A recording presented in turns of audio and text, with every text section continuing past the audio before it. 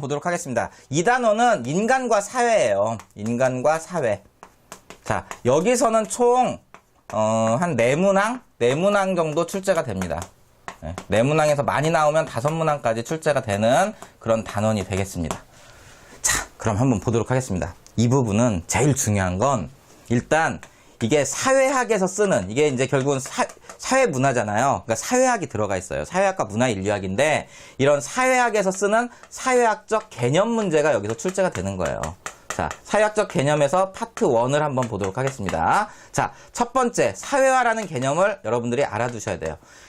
그쵸? 자, 사회화라는 게 있어요. 사회화. 그쵸? 사회 구성원들이 한 사회의 생활 양식의 총체를 배워서 내면화하는 과정. 이렇게 얘기할 수 있죠. 자, 그리고 또 하나는 미시적 관점에서 보면 사회화는 어떻게 되냐면 사회라는 게 실제하는 게 아니기 때문에 사회가 실제하지 않기 때문에 개인과 개인이 상호작용을 통해서 자아가 형성되는 과정이다. 이렇게 볼 수도 있어요. 미시적 관점에서는 그렇게 보죠. 그러니까 거시적 관점에서는 사회가 실제하기 때문에 그 실제하는 사회가 가지고 있는 생활 양식의 총체를 배워서 내면화하는 과정으로 이해하면 되겠고요. 미시적 관점에서는 어떻게 보면 될까요? 사회라는 건 허구이고 허상이잖아요. 실제하는 것은 자율적이고 능동적인 개인들밖에 없단 말이에요. 이 개인들이 상호작용을 통해서 자아가 형성되는 과정이다. 이렇게 해석을 합니다. 자, 그래서 이 사회화 부분에서 시험 문제 한 문제 나올 수 있는 게 사회화를 보는 기능론적 관점이 있고 갈등론적 관점이 있고 상징적 상호작용론적 관점이 있는 거죠. 그쵸? 요거 일단 나올 수 있고요. 그 다음에 두 번째는 재사회화라는 개념을 알고 있어야 돼. 재사회화. 재사회화는 언제 일어나느냐? 두 가지 요인인데 급격한 사회 변동에 따른 그 사회가 너무 빨리 변했어요. 그래서 변화된 사회에 적응하기 위해서 새로운 것을 배우는 거죠. 그렇죠? 사회가 너무 빨리 변하다 보니까 그러니까 산업사회에서 정보사회로 된 거예요. 그래서 정보사회에 필요한 것들을 배우는 것. 지금 당장 필요해서. 그러니까 재사회화는 지금 당장 필요해서 배우는 거예요. 또 하나는 개인의 그 지위가 이동이 되면서 내가 원래는 뭐였는데 공무원이었는데 교사가 됐어요. 그러면은 교사에 필요한 것들을 배워야 되겠죠? 이런 것들도 재사회화라고 할 수가 있습니다. 그 다음에 세 번째는 얘기사회화가 있어요. 얘기사회화는 뭐냐면 지금 당장 필요하진 않지만 가까운 미래에 필요하다고 생각돼서 미리 배우는 거죠. 유아의 뭐 영어 조기교육. 꼭 영어로 말할 필요는 없잖아요. 근데 미래에 필요하다고 생각해서 미리 배우는 거죠. 얘기사회화. 그 다음에 뭐 탈사회화라는 개념도 있는데 뭐 그건 넘어가도록 하겠습니다. 자, 중요한 건 여기서 시험제 나오는 개념 중에는 사회화 기관을 여러분들이 반드시 알아두셔야 돼요. 이게 아주 중요하죠. 이걸 여러분들이 어떤 식으로 기억을 해두시면 좋냐면 이렇게 기억을 해두시기 바랍니다. 자, 1차적 사회화 기관이 있고요. 1차적 사회화 기관. 1차적 사회화 기관이라는 것은 자연 발생적인 거예요. 그쵸? 2차적 사회화기관은 인위적인 거예요. 2차적 사회화기관. 이거는 인위적인 겁니다. 네. 자, 여기에 한 3개 정도가 있고, 여기에 6개를 알아두시면 돼요. 그쵸? 그리고 또, 어떻게 또 나눌 수가 있냐면, 이렇게 나눌 수가 있어요. 공식적 사회화기관이 있어요. 네. 주 목적이 무엇인 거죠? 공식적 사회화기관은 주 목적이 사회화인 거예요. 그쵸? 이거의 반대말로서 뭐가 있을까요? 비공식적 사회화기관이 있어요. 그럼 비공식적 사회화기관은 무엇을 뜻할까요? 비공식적 사회화기관은 주 목적이 따로 있는데 사회화도 일어나는 거가 되겠죠. 자, 이렇게 나눴을 때, 자, 1차적 사회화기관에 해당되는 것은 가족, 친족, 또래 집단이에요. 그 중에 주 목적이 사회화인 거 있어요, 없어요? 없죠. 그러니까 여기는 없습니다. 그러면 가족, 친족, 또래 집단이 1차적 사회화기관인데 전부 다 뭐인 거죠? 비공식적 사회화기관인 거죠. 그래서 어디에 써줘야 된다? 가족, 친족, 또래 집단은 여기에 들어가는 거예요. 또래 집단. 그쵸? 네. 그 다음에 2차적 사회기관은 어떻게 되느냐? 2차적 사회기관 중에 주 목적이 사회한 게 있을까요? 대표적인 게 바로 뭐냐면 학교예요. 학교 종류들. 그쵸? 학교라든지 뭐 직업훈련원이라든지 평생교육원이라든지 이런 것들, 뭐 요리학원이라든지 이런 것들도 여기에 들어갈 수 있습니다. 학교 종류는 전부 다 2차면서 공식적 사회기관이에요. 주 목적이 사회하니까. 근데 학교를 제외한 나머지들 한번 볼까요? 뭐가 있냐면 회사 있죠. 회사, 정당, 시민단체, 군대, 대중매체 이런 것들은 주 목적이 따로 있는데 사회화도 일어나는 것일 뿐이에요. 그래서 얘네들은 2차적 사회화 기관이면서 비공식적 사회화 기관이다. 그래서 여러분들이 정말 조심해야 될 건 바로 회사예요. 회사는 2차적 사회화 기관이면서 사회화 기관으로서는 공식이 아니라 비공식적 사회화 기관이라는 것을 여러분들이 반드시 알아두셔야 됩니다. 알겠죠? 그래서 가장 많이 나오는 게 학교와 회사가 제일 많이 나와요. 대중매체도 가끔 나오죠. 그쵸? 신문 같은 거. 그쵸? 이것도 2차면서 비공식이라는 거. 자, 요렇게 해서 사회학적 개념이 하나 있고요. 자, 두 번째는 뭐가 있냐면, 자, 사회학적 개념 파트 2죠. 파트 2. 자, 여기서 나오는 건 뭐가 있냐면, 이런 개념이에요. 지위. 지위에는 두 가지가 있습니다. 성취주의가 있고요. 그쵸? 그 다음에 귀속주의가 있어요. 지금 이거 구분 못하고 있으면 안 되겠죠? 네. 이것은 후천적인 거고, 이건 선천적인 거죠. 두 번째는 역할이 있어요.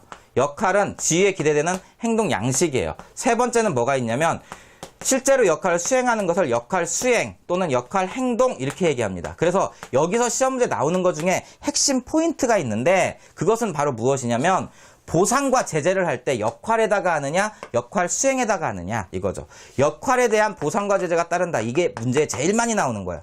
절대 역할 자체는 실제로 한 게 아니기 때문에 보상과 제재를 할 수가 없습니다. 역할 행동에 대해서 또는 역할 수행에 대해서 보상과 제재가 따르는 거죠. 그쵸? 이거는 되지만 역할에 대해서 보상과 제재가 따르는 것은 아니다라는 거. 그리고 세 번째 나오는 것은 역할 갈등이죠. 역할 갈등. 그쵸? 자, 요렇게 해서 지위, 역할, 그 다음 역할 갈등. 역할 갈등 중에는 하나의 지위에서 나타나는 역할 긴장이 있고요. 두 개의 지위에서 역할 간의 충돌이 있는 역할 모순이 있습니다. 뭐 요거 정도까지 여러분들이 구분은 해두실 수 있을 거라고 생각이 들어요. 자, 이렇게 해서 이 사회학적 개념을 활용한 문제가 한 문제 있습니다. 알겠죠? 그 다음에 자, 세 번째는 이것도 수능 100%예요. 자, 지금 이 문제가 한 문제고요. 두 번째는 이거예요. 자, 제목을 적으면 이렇게 되죠. 개인과 사회와의 관계죠. 사회와의 관계를 물어보는 문제가 그럼 100% 출제되는 거죠. 개인과 사회와의 관계.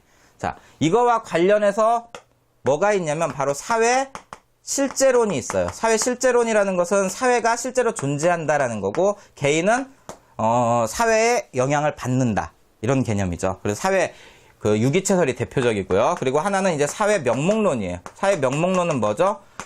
사회는 허구이고 허상일 뿐이고 실제로 존재하는 것은 개인뿐이다라는 입장이죠. 물론 자세히 뭐 여러분들이 제가 여기서 설명을 안 하지만 이거 100% 나옵니다. 알겠죠? 이거 알아두셔야 되고요. 그 다음에 네 번째 나오는 것은 뭐가 있냐면 일탈행위론이 있어요. 일탈행위론. 이것도 100% 나옵니다. 자, 이것도. 그래서 지금 이야기하는 것 중에 이게 한 문제고요. 그 다음에 사회 실제론 명목론이 한 문제고요. 그 다음에 일탈행위론이 또 한 문제가 있죠. 자, 일탈행위론에는 뭐가 있냐면, 자, 첫 번째, 아노미론이 있어요. 근데 이게 디르켐의 아노미가 있고요. 또, 머튼의 아노미가 있어요. 이 차이는 뭐냐면, 아노미라는 뜻은 무규범 상태라는 뜻인데, 디르켐의 아노미는 급격한 사회 변동에 따른 무규범을 뜻하고요. 머튼의 아노미는 목적과 수단의 불일치 상태를 뜻하는 말이에요. 목적과 수단의 괴리 상태, 불일치 상태. 예를 들면 이런 거예요. 내가 목표는 이거예요. 부자가 되는 거예요. 그래서 수단으로서 열심히 공부를 했어요. 이건 상관이 없어요. 그렇죠? 목표는 좋은 성적을 얻는 거예요. 그래서 공부를 열심히 했어요. 이런 건 아노미가 아니에요. 근데 어떤 게 아노미냐? 목표는 부자가 되는 건데 부자가 되기 위한 수단이 부족해서 은행털이를 했어요. 도둑질을 했어요. 이런 게 아노미라는 거예요. 자, 여러분들 입장에서 보면 나 시험 점수 100점 맞는 게 목표인데 그래서 컨닝했어요.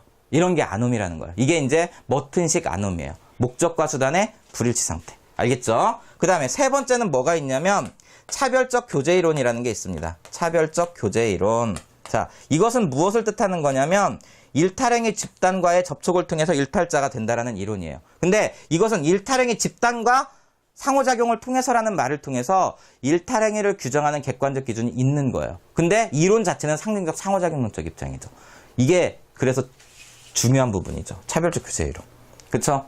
자, 상징적 상호작용론으로 일탈행위를 설명하지만 일탈행위를 규정하는 객관적 기준이 있는 예다. 이렇게 보셔야 돼요. 그 다음 네 번째는 낙인이론이 있어요. 낙인이론도 역시도 상징적 상호작용론이지만 일탈행위를 규정하는 객관적 기준이 없는 거죠. 낙인이론은.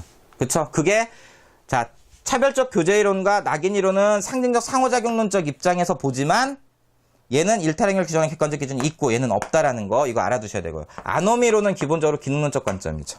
그쵸? 그리고 하나 더 보자면 갈등이론도 있어요. 갈등 이론에서 일탈행위를 설명할 수도 있죠. 갈등 이론은 어떤 식이죠? 지배 피지배가 있는데 지배 집단이 자기가 만든 어떤 규범 이런 것들을 피지배 집단에 강제하니까 피지배 집단이 그걸 지키지 않아 버리죠. 그게 일탈이 된다. 이런 개념이 바로 갈등 이론에서 보는 거예요. 이렇게 해서 5가지인데 이것도 결국은 아노미, 차별적 교제, 낙인, 갈등 이론을 기능론, 갈등론, 상호작용 논과 연계해서 출제를 100% 합니다.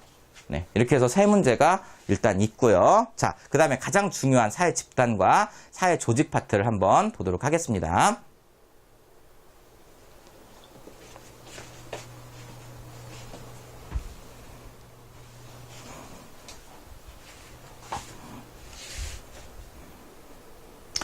자, 이어서 이 2단원에서 가장 중요한 부분이 바로 이거죠. 사회 집단과 바로 사회 조직에 대한 이야기죠. 예, 사회 집단과 사회 조직 이 부분인데, 자, 한번 정리를 들어가 보도록 하겠습니다. 일단 사회 집단이라고 이야기를 하면, 사회 집단이라고 얘기하면 어떤 특징이 있냐면 2명 이상의 사람들이 소속감을 가지고 지속적 상호작용을 해야 되죠. 그쵸? 지속적 상호작용을 할 때 우리는 이것을 사회 집단이라고 해요. 이 중에 하나라도 빠지면 뭐가 되는 거죠? 사회 집단이 아니라 뭐 군중 정도가 되는 거죠. 그러니까 여러분들이 야구장의 관중들, 뭐 예를 들어서 콘서트장의 관객들, 그쵸? 이런 사람들은 이건 군중이 이제 사회 집단이 아니에요. 그쵸? 뭐 SK 서포터즈 이렇게 되면 이제 사회 집단이 되죠. 또는 뭐 이제 방탄소년단의 어떤 팬덤 이런 것들은 사회 집단이 될 수 있어도 그냥 모여 있다고 해서 사회 집단은 아닙니다. 알겠죠? 자, 사회 집단의 분류를 한번 보도록 하겠습니다. 사회 집단의 분류. 사회 집단의 분류. 자, 요것도, 자, 첫 번째, 소속감에 따라서 내가 소속되어 있으면서 소속감을 가지고 있을 때 뭐라고 부르죠? 내 집단이라고 하고요. 자, 그리고 소속되어 있지도 않고 소속감도 없을 때 그것을 외 집단이라고 하죠. 이건 우리 집단이라고 하고요. 이것은 그들 집단이다. 이렇게 부르기도 합니다. 두 번째는 결합의지예요. 그쵸? 나의 어떤 선택적 의지에 의한 것이냐 아니면 본질적 의지, 내 의지와 무관한 것이냐. 내 의지와 무관하게 만들어지는 것을 공동사회라고 하고요. 그쵸? 그리고 내가 선택할 수 있는 걸 이익사회라고 하죠. 그쵸? 이것은 이제 본질적 의지, 내 의지와 무관하다라는 얘기예요. 본질적 의지는. 이익사회는 선택적 의지에 의해서 만들어진 사회 집단이다. 이렇게 여러분들이 구분을 해두시면 됩니다. 요게 제일 중요한 구분법이에요. 그쵸? 여기에 들어가는 게 가족, 친족, 또래 집단, 민족 이런 거고요. 여기는 이제 회사, 정당, 학교, 뭐 시민단체, 국가. 자, 민족과 국가는 결합 의지로 구분이 됩니다. 자, 그 다음에 세 번째는 뭐가 있냐면 접촉 방식이에요. 접촉 방식. 자, 인간과 인간이 이제 만나는 어떤 접촉 방식에 따라서 1차 집단은 어떤 식이냐면 대면적 접촉을 하고요. 얼굴을 맞댄다는 뜻이죠. 대면적 접촉. 그리고 어떤 관계가 형성이 되냐면 인간 대 인간, 인격 대 인격의 관계, 즉 전인격적 관계가 형성이 되죠. 전인격적 관계. 네, 가족, 친족, 또래 집단이 이러한 1차 집단이 되겠습니다. 그리고 2차 집단은요. 2차 집단은 어떤 목적을 가지고 있죠. 그래서 수단적이고 목적적이고 형식적이고 목적적, 형식적, 피상적 관계가 형성이 되죠. 형식적, 피상적 관계. 그쵸? 이거는 어떤 그 목적을 가진 관계죠. 네. 이것을 2차 집단 이렇게 얘기를 합니다. 그래서 공동사회는 대부분 1차 집단에 해당되고 이익사회는 대부분 2차 집단에 해당이 돼요. 그렇지만 국가와 민족은 여기에 들어갈 수가 없습니다. 알겠죠? 네. 요 정도로 개념 정도 알아두시면 되겠고요. 그리고 네 번째는 뭐가 있냐면 준거 집단이에요. 준거 집단이라는 것은 내 행위나 가치 판단의 기준이 되는 집단이다 라는 뜻이에요. 준거 집단이라는 말의 의미는. 그러면 이 준거 집단이, 그러니까 이런 거죠. 내가 현재 소속되어 있는 집단이 준거 집단일 수도 있고요. 그쵸? 이럴 때는 어떨 것 같아요? 예, 여러분들 입장에서 가장 좋은 예는 이거일 것 같아요. 여러분들 입장에서 보면, 자, 내가 대학생이 되고 싶은 거야. 그쵸? 예. 근데 내가 지금 현재 소속되어 있는 집단이 대학생 집단이야. 그것도 스카이야. 이러면 어떻게 되는 거야? 아주 행복감과 만족감에 여러분들 말대로 쩔겠죠. 그쵸? 행복감, 만족감을 느낄 거예요. 그치만 내가 현재 소속되어 있는 집단은 뭐죠? 재수생 집단이에요. 대학 못 갔어요. 나의 준거 집단은 대학생 집단인데 이것은 준거 집단과 소속 집단이 뭐 하는 거죠? 일치하지 않는 거죠. 그쵸? 이럴 때는 어떻게 되는 거예요? 상대적 박탈감을 느끼겠죠. 네, 상대적 박탈감. 자, 요런 식으로 이제 준거 집단과 수속 집단을 이야기를 하는 겁니다. 그러면 사회 집단 문제는 요런 어떤 그런 개념적인 거에서 출제가 되는 것이고요. 근데 이것이 활용되는 부분이 바로 이 사회 조직이에요. 자, 사회 조직. 여기가 더 중요합니다. 이게 이제 요게 이제 수능 100%죠. 네. 이렇게 해서 총 4문제가 나오는 거예요. 요게 수능 100%인데 자, 일반적으로 여러분들이 사회 조직 파트를 보면 5개를 공부하게 돼 있어요. 뭐를 공부하죠? 공식 조직, 그 다음에 비공식 조직, 그 다음에 자발적 결사체, 그 다음에 관료제 조직, 산업사회의 대표적인 양식인 관료제 조직, 그쵸? 그리고 이제 탈관료제 조직, 이런 것들 여러분들이 공부를 하게 돼 있습니다. 그쵸? 근데 이렇게 공부하려면 너무 많아요. 이것을 제가 2가지로 확 줄여버릴 겁니다. 2가지로. 어떻게 줄일 수 있냐면, 결국은 이렇게 볼 수가 있어요. 공식 조직과 자발적 결사체, 이렇게 둘로 나눌 수가 있습니다. 사실 이 부분은 공식 조직의 포인트를 하나 맞추고요. 그리고 하나는 자발적 결사체에 맞추면 돼요. 그럼 나머지는 다 어떻게 되느냐? 나머지는 이렇게 들어가는 거예요. 자, 여기 있는 이 비공식 조직은 전부 다 자발적 결사체에 포함됩니다. 비공식 조직은. 공식 조직의 구성원들에 의해서 만들어진 비공식 조직. 이것은 전부 다 자발적 결사체에 포함이 돼요. 그리고 공식 조직의 유형이 산업사회일 때는 관료제 조직이었고요. 정보화 사회가 되면서 탈관료제 조직으로 전환이 되죠. 이렇게 하면 여러분들이 어떻게 되는 거예요? 하나, 둘, 셋, 넷, 5개. 여기 나와 있는 5개가 다 끝난 겁니다.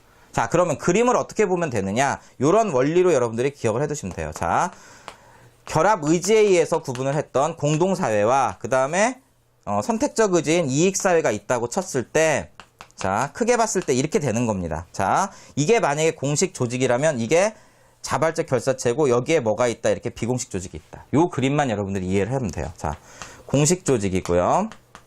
이 공식 조직의 구성원들에 의해서 만들어진 자발적 결사체를 우리가 뭐라 부른다? 바로 비공식 조직이라고 부르죠. 요 조그만한 게 바로 비공식 조직입니다. 그러니까 공식 조직인데 이건 비공식이잖아요. 공식이 아니니까 이 안에 들어가면 안 돼요. 그리고 이게 바로 뭐가 된다? 자발적 결사체가 돼요. 자, 그래서 이 자발적 결사체는 자발적 결사체이면서 공식 조직인 부분도 있고 그냥 자발적 결사체인 부분도 있고 또 자발적 결사체면서 비공식 조직인 부분도 있어요. 자, 이 부분은 이제 이 정도로만 일단 간단하게 하겠습니다. 요거 무조건 시험 문제 나오는 거예요. 여러분들이 요거에 맞추어서 이제 공부를 해두시면 되겠습니다. 됐죠? 그리고 여기서 이제 이 공식 조직의 유형으로서 바로 관료제 조직과 탈관료제 조직이 나오는 거죠. 산업사회의 조직이 거대화 비대화되면서 이 거대화 비대화된 조직을 효율적으로 운영하기 위해서 만든 게 관료제, 그리고 정보화 사회로가 되면서 만들어진 게 탈관료제. 둘의 공통점은 뭐다? 전부 다 조직을 효율적으로 운영하기 위해서 만든 것이다라는 것은 공통점이에요. 그렇죠? 관료제는 업무가 세분화, 표준화, 규격화되어 있지만 탈관료제는 재량권을 인정하면서 업무가 탈규격화, 탈표준화. 그쵸? 재량권 인정하고 개성과 창의성을 중시한다. 그리고 중간관리층의 역할이 중요시되는 것은 관료제. 탈관료제는 중간관리층의 역할이 이제 축소되죠. 왜냐하면 본부장, 팀장, 팀원 이렇게 하면서 상향식 의사결정을 하기 때문에. 관료제는 하향식이지만 탈관료제는 상향식 의사결정이다. 뭐 이런 것들을 여러분들이 알아두시면 되겠습니다. 자, 이렇게 하면 2단원의 4문제까지 봤습니다. 그쵸? 자, 이어서 이제 1단원의 중요한 부분들 한번 보도록 하겠습니다.